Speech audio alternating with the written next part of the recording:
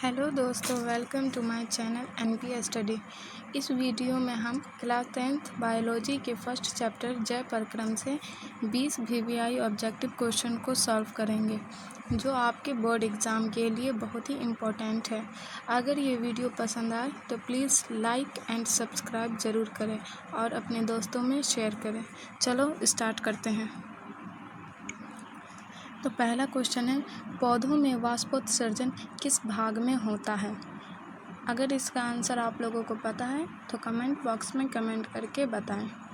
तो इसका आंसर होगा सी, पत्ता। पत्ते के द्वारा ही पौधों में वाष्पोत्सर्जन की क्रिया होती है। और दूसरे क्वेश्चन की तरफ बढ़ते हैं। मानव रक्त में उपस्थित यूरिया की समान मात्रा होती है। मानव रक्त में उपस्थित यूरिया की समान मात्रा होती है। अगर इसका भी आंसर आपको पता है तो कमेंट बॉक्स में कमेंट करके बताएं।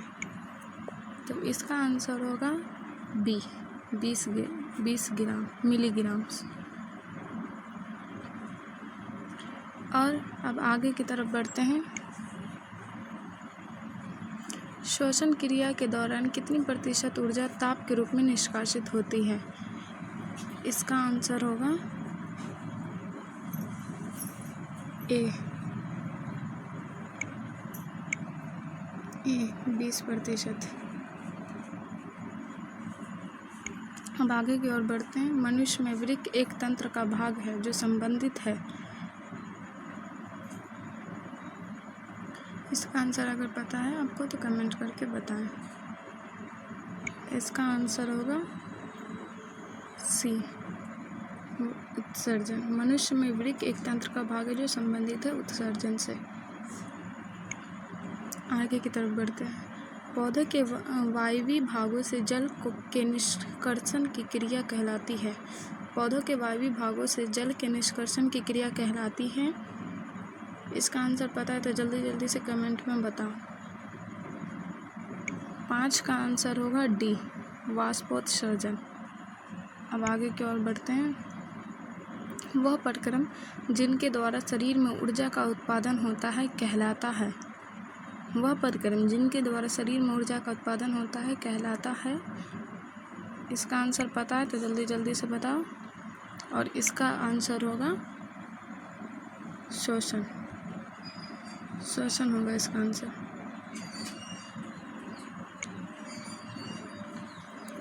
आगे की ओर बढ़ते हैं।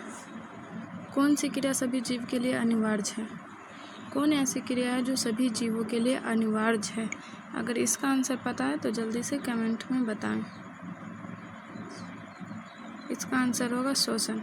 श्वसन ही एक ऐसी क्रिया है जो सभी जीवों के लिए अनिवार्य है। 8वां क्वेश्चन, मैग्नीशियम पाया जाता है। मैग्नीशियम किस में पाया जाता है? क्लोरोफिल में, लाल रक्त कण में, वर्णी लवक में, श्वेत रक्त कण में, किस में पाया जाता है? तो इसका आंसर होगा ए, क्लोरोफिल में। आगे की ओर बढ़ते हैं। मानव हृदय में पाए जाते हैं। मानव हृदय में कितने वेसम पाए जाते हैं? 3 वेसम, 2 वेसम, 4 वेसम, 5 वेसम। अगर इसका आंसर पता है तो जल्दी से कमेंट में बताएं। तो इसका आंसर होगा 4। मानव हृदय में 4 वेसम पाए जाते हैं। अब आगे की ओर बढ़ते हैं। प्रकाश संश्लेषण द्वारा किसकी प्राप्ति होती है? प्रकाश संश्लेषण द्वारा किसकी प्राप्ति होती है? वसा, प्रोटीन, ग्लूकोज, प्रकाश। इन चारों में क्या होगा आंसर? जल्दी से बताओ।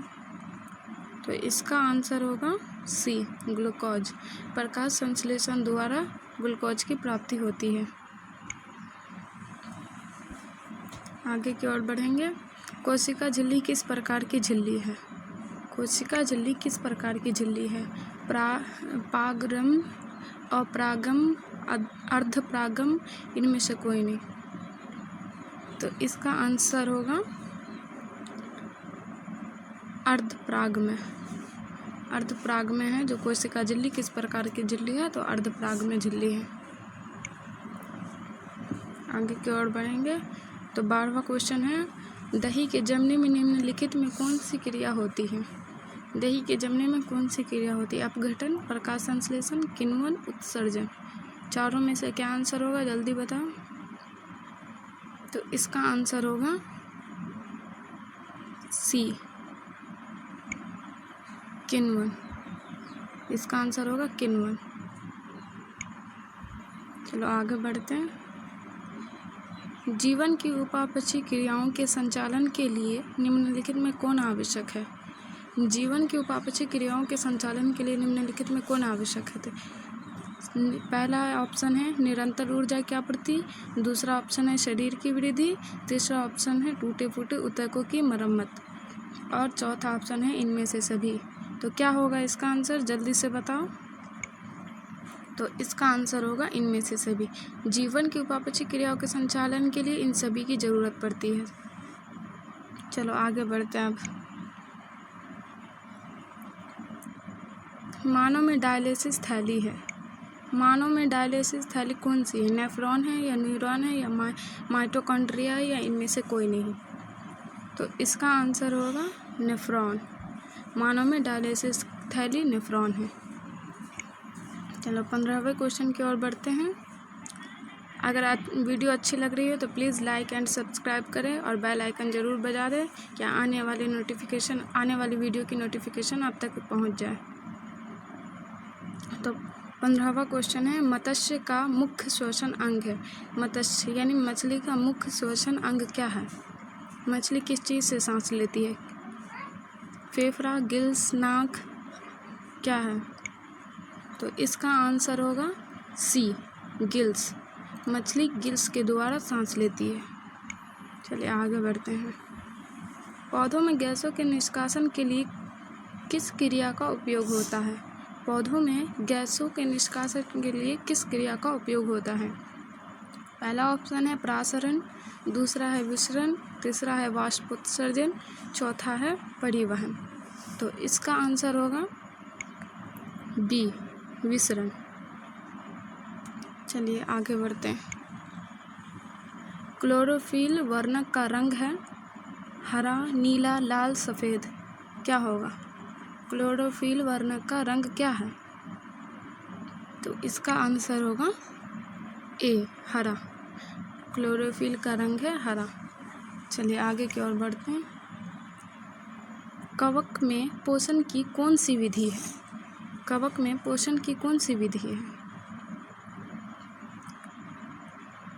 पहला है स्वपोषी, दूसरा है मृतजीवी, तीसरा है संभोजी, चौथा है कोई नहीं।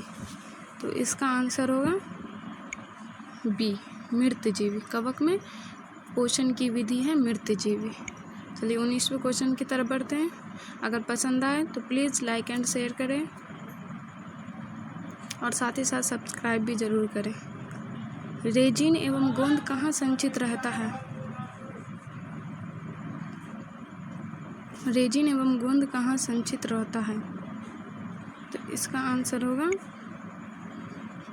छाल में। चलिए आगे की ओर बढ़ते हैं।